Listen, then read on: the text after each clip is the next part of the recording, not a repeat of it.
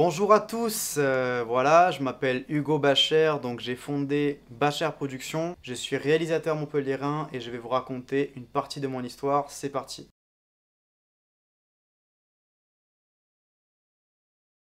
Montpellier, je pense honnêtement que c'est venu à l'origine d'une envie d'aller ailleurs, car du coup j'étais resté pendant finalement une vingtaine d'années dans mon coin de campagne, hein, sur Limoux du coup, c'est qui est une commune on va dire de 10-15 000 habitants à peu près.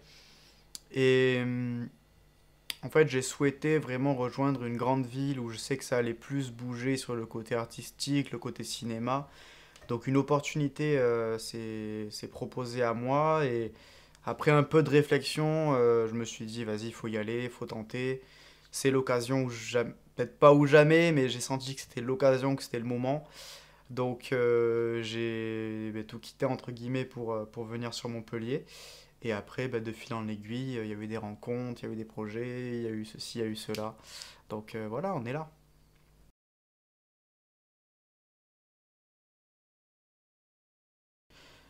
Ah, je pense que ce genre de métier, c'est avant tout une passion pour la plupart des gens, hein. De toute façon, moi, pour ma part, ça a été évident assez tôt. Forcément, pour moi, le but, ça va être que ça devienne de plus en plus professionnel. Mais maintenant, forcément, c'est de fil en aiguille. On construit petit à petit. Et puis, voilà, il y a différents projets. On est aussi on tra- euh, avec différentes associations.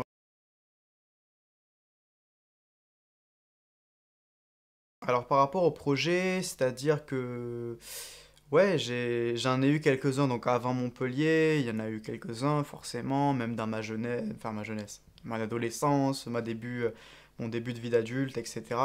Maintenant, je suis arrivé à Montpellier il y a 2 ans et demi, à peu près. Il y a, ouais, un peu plus de 2 ans. Là, je suis sur mon troisième court-métrage. Sachant que, bon, il a un cours de montage, hein, le troisième, mais sinon, il y en a deux qui ont été sortis depuis. J'ai eu notamment Étincelle, qui est le premier que j'ai fait, donc premier projet de Montpellier que j'ai fait, et en tant que réalisateur. Donc voilà, j'ai fait petit à petit pour l'équipe, on s'est débrouillé, sachant qu'à ce moment-là, j'avais très peu de contacts, donc j'ai essayé de voir un peu avec des annonces, avec deux trois contacts vite fait que je m'étais fait à ce moment-là. Et finalement, on a fait ça vraiment avec les moyens du bord. On a tourné dans mon appartement. On avait tourné aussi sur Montpellier. On avait tourné, enfin, on s'est débrouillé vraiment pour les lieux de tournage. Et c'est vrai que ce projet-là, donc Étincelle, qui est vraiment parti juste d'une idée au départ et pour moi, limite un crash test en fait. Et à peu près un an après, un petit peu moins d'un an après, je l'avais présenté à un festival un peu sur un coup de tête et finalement, arrivé à ce festival qui est l'Independent Festival, qui est un festival de cinéma indépendant, j'y suis allé un petit peu comme ça pour voir et j'ai eu la surprise finalement de recevoir deux prix. Donc forcément, c'est motivant aussi et ça donne envie d'en faire plus, de toujours faire mieux voilà, de se faire kiffer aussi, on va pas se mentir, c'est ça. Et puis, même par rapport à mon acteur principal, que je salue, Marius Gottin, qui est très talentueux, il a reçu du coup le prix du meilleur acteur. Donc forcément, c'est une fierté, ouais. Après, il y a eu d'autres projets, parce que là, je parle surtout des courts-métrages, mais forcément, j'ai participé à d'autres projets de d'autres personnes. Ça peut être des courts-métrages, des longs-métrages, ça peut être des clips. J'ai fait mon premier clip là au mois de janvier 2025. Je peux pas trop en dire beaucoup là pour l'instant parce qu'il n'est pas sorti encore. Il y a le teaser qui est sorti, mais uniquement sur un événement qui est arrivé dans la semaine, donc le 19 juin 2025, au Ciné Flash, donc un événement auquel j'ai participé.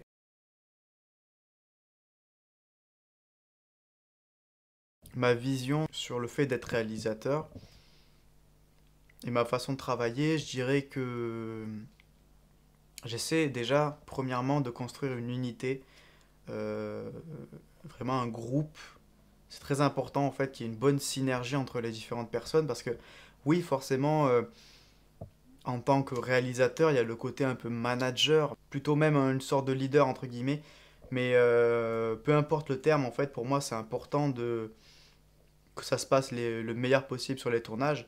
Après, il y a quelque chose qui est important à mes yeux, forcément, ça va être un petit peu l'investissement personnel, euh, tout en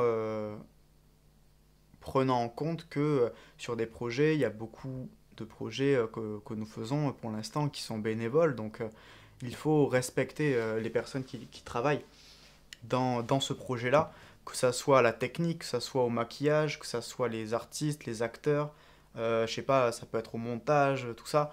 C'est important parce qu'en fait, toutes ces personnes-là apportent une pierre à l'édifice et je trouve que c'est pour moi une valeur très importante de respecter vraiment les personnes avec qui on travaille finalement. Donc, moi, ma vision de la réalisation, c'est garder un contact et un œil avec toute l'équipe pour justement comprendre les besoins de l'équipe, comprendre qu'est-ce que la personne peut faire, qu'est-ce qu'elle est prête à faire, qu'est-ce qu'elle a le temps de faire, est-ce qu'elle a le matériel approprié, est-ce qu'il y a besoin qu'on lui trouve d'autres matériels. Par exemple, si on prend l'exemple du maquillage, par exemple, est-ce que pour le matériel, il lui manque pas des accessoires ou je connais pas tous les termes, mais est-ce qu'il lui manque pas quelque chose? Est-ce qu'il y a besoin voilà, peut-être qu'on paye une partie? Est-ce que c'est des questions comme ça qu'il faut se poser?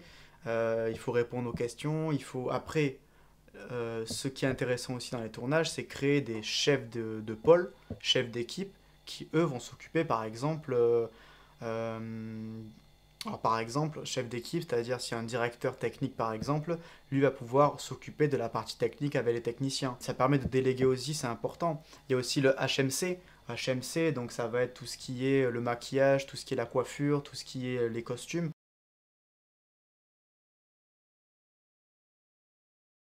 C'est-à-dire que j'ai pas forcément de personne au départ qui m'a fait aimer le cinéma ou qui m'a montré, je sais pas, des techniques, etc. Ça vient tout simplement, je pense, du fait, au début, tu as voilà, un appareil photo numérique, tu essayes de faire des petites photos, des vidéos, tu interviews les membres de ta famille, tu as envie de raconter une histoire, tu as envie de... Tu joues, par exemple, tu joues avec les autres enfants et tu as envie de filmer un peu ce que vous jouez.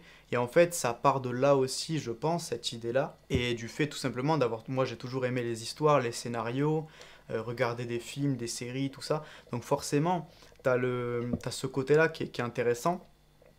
Et c'est vrai que du coup, de fil en aiguille après, j'ai eu quelques amis qui m'ont suivi. Après, c'était beaucoup des membres de ma famille, des fois qui me dépannaient pour un rôle ou quelque chose. Mais après, c'est devenu sérieux, vraiment des années après. C'est devenu plus sérieux à partir du moment où j'avais terminé mes études.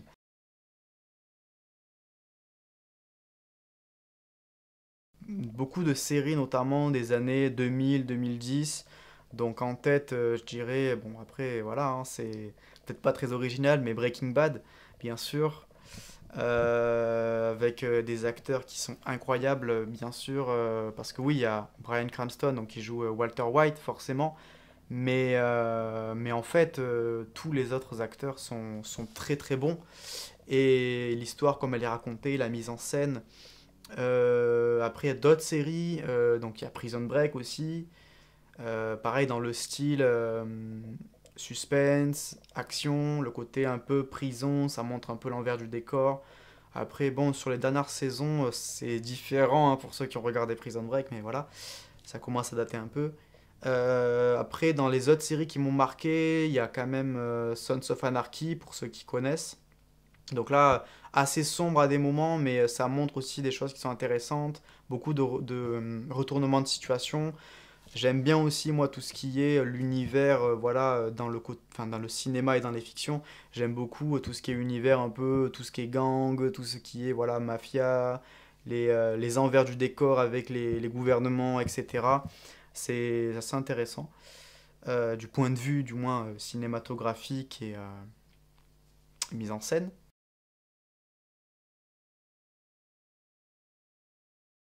Je pense qu'avant, j'avais une façon de voir les choses qui était peut-être... j'étais peut-être trop pressé. J'avais je pense, des ambitions démesurées par rapport aux moyens que j'avais. C'est-à-dire que, en gros, On travaillait sur une série du coup sur, en gros, une histoire de gang à l'américaine, avec des fusillades, avec vraiment beaucoup de choses, avec beaucoup de personnages, d'histoires, avec des retournements de situation, des flashbacks, etc. Et en fait, je pense que à ce moment-là, notamment, donc on avait depuis stoppé le tournage, mais je veux dire, je pense qu'en fait j'ai voulu trop faire, trop bien faire, sauf qu'on n'avait pas de matériel. On n'avait pas de matériel, on filmait avec un téléphone, on filmait avec un, voilà, bon, un trépied d'accord, mais, enfin bref. Euh, pour dire que forcément j'ai beaucoup appris, je pense, de ma vie sur Limoux et Carcassonne. Maintenant sur Montpellier, j'ai découvert réellement, je pense, les tournages de personnes passionnées et professionnelles et du coup qui bah, tout simplement on dit ah on va faire un tournage cette date, d'accord, tu viens, ouais, un tel tu viens aussi, ok, on se met d'accord sur le groupe, ah super, et on est tous là. Alors oui, je pense avoir appris de mes erreurs parce que euh, finalement sur Montpellier, j'estime avoir plus d'expérience de terrain en tant que réalisateur notamment. Maintenant, forcément, je pense que je m'adapte beaucoup plus aussi aux différents profils, différentes personnes. J'essaie de peut-être être plus à l'écoute et patient, je sais pas. Mais je pense, avec le temps, arriver à fédérer un groupe et que la communication se passe au mieux. Et que voilà, le but, en fait, pour moi, dans la réalisation, c'est que l'on crée quelque chose et qu'à la fin, même s'il n'y a pas forcément une rémunération, qu'il y ait une sorte de rémunération. C'est-à-dire que le cadreur, il faut que ses images soient mises en valeur. À la fin, il a les remerciements. L'ingé son, c'est pareil. Pareil pour le maquillage, pareil pour les assistants réels, pareil pour toutes les personnes qui travaillent sur le projet, doivent avoir leur moment de remerciement, leur moment de gloire, parce que c'est comme ça que je vois les choses.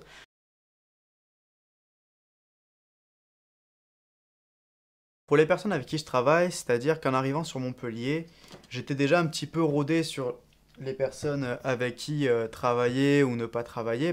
Mais c'est vrai que finalement, je voulais vraiment créer quelque chose sur le long terme en passant par la création d'une association que je voulais fonder. C'est vraiment quelque chose qui me tenait à cœur et que je voulais mettre en place depuis un moment.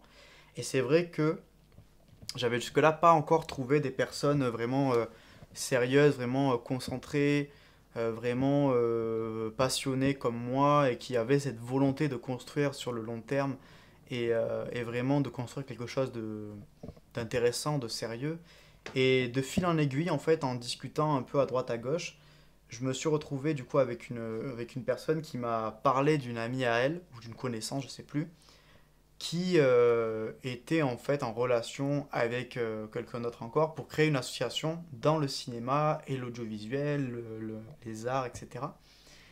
Et, eh bien cette personne, en fait, ce qui est marrant, c'est que c'est Naïs Musique, sur lequel en fait c'est une chanteuse donc très talentueuse avec qui on travaille encore aujourd'hui, avec donc ben, cette association qu'on a créée depuis avec du coup avec elle, avec Évariste Abalo, un grand réalisateur et artiste plasticien et il a beaucoup de casquettes. Et aussi Rolly Okwele aussi, qui est donc photographe. Et en fait, tous les quatre, on a fondé du coup Pika Résolution, qui est l'association du coup avec laquelle ben, on travaille et on fait nos événements.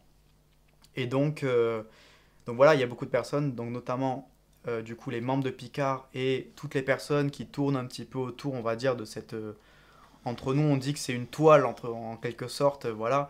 Petit coucou à Évariste. Donc il y a beaucoup de personnes qui travaillent avec nous.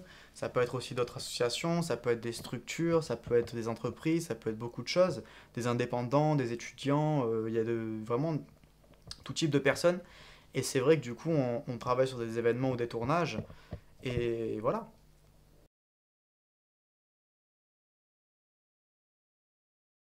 J'estime pas avoir atteint pour l'instant un rêve précis, je dirais plutôt que j'essaie de franchir des objectifs.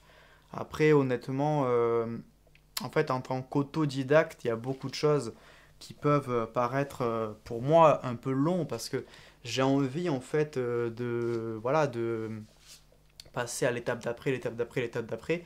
Mais parfois, c'est important, je pense, de faire une pause aussi, de se poser, de dire, bon, regardez un peu en arrière.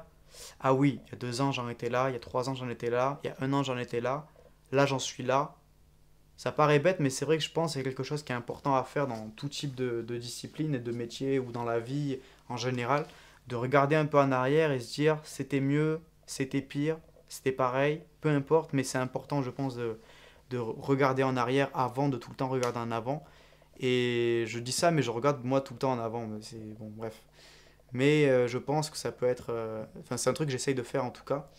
Et c'est vrai que j'ai forcément des ambitions dans le cinéma, l'audiovisuel, dans vraiment, voilà, tout simplement, j'ai envie de faire des choses, de vivre de ça, de me faire connaître vraiment. Euh, mais je sais qu'il faut procéder par étapes et être patient, mais pas non plus attendre que ça se passe.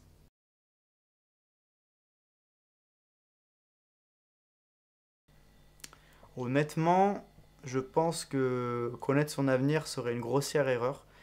Donc, pour ma part, j'y pense, mais je me dis tout simplement que je sais plus ou moins où je vais sans connaître vraiment la destination, mais je sais à peu près ce que je fais, donc je sais pas quoi dire. L'avenir le dira et je, suis- je m'inquiète pas trop.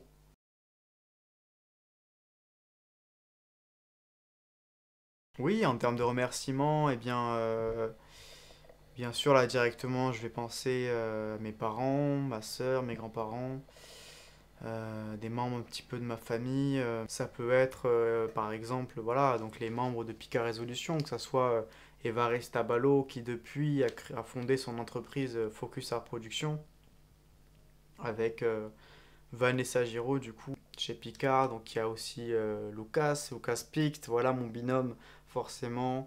Il va y avoir, bien sûr, je pense à Naïs. On est ensemble sur pas mal de projets. On a fait 2 clips ensemble. Elle était présente sur les 2 ciné-flash qu'on a fait avec Picard Resolution, qui sont des spectacles en fait, musique, cinéma et divers arts. Je vais penser à voilà, Manon Labonde aussi, qui est une artiste plasticienne et chanteuse très talentueuse qui on se suit au quotidien et qui m'aide beaucoup également. Il y a Rolly la gâchette, voilà, toujours le doigt sur la gâchette. Après, il y a une personne là auquel je pense également qui est un. Voilà, Axel, hein, on va pas se mentir, hein, présent depuis. Peut-être pas le premier jour, mais depuis les premiers projets.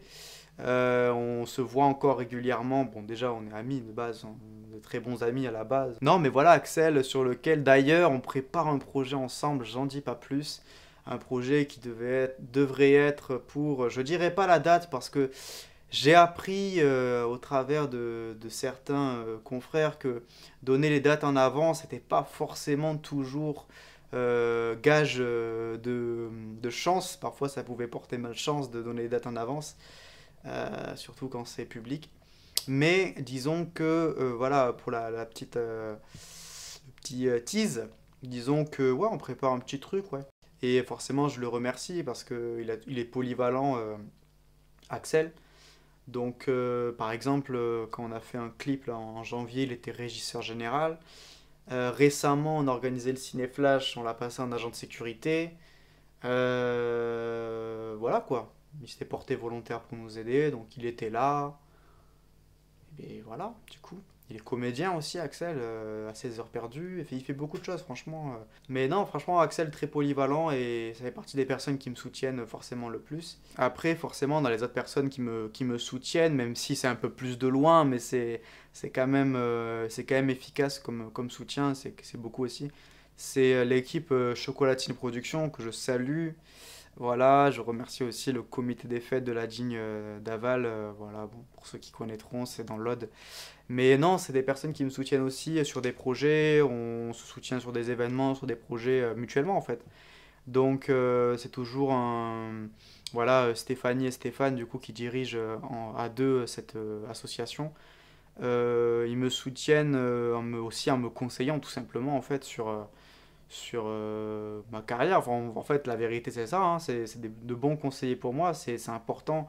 Leur avis, pour moi, est quand même assez important. Et c'est vrai que c'est des personnes, oui, qui peuvent être derrière moi à des moments. Voilà, du coup, c'était Hugo Bacher, donc sur Bacher Productions. J'espère que voilà, ce petit résumé de cette jeune début de carrière vous a intéressé. Et sur ce, ben, je vous dis à bientôt parce qu'il va y avoir beaucoup de choses qui vont venir. Donc restez connectés toujours et encore une fois. Et je vous dis à très vite. Ciao.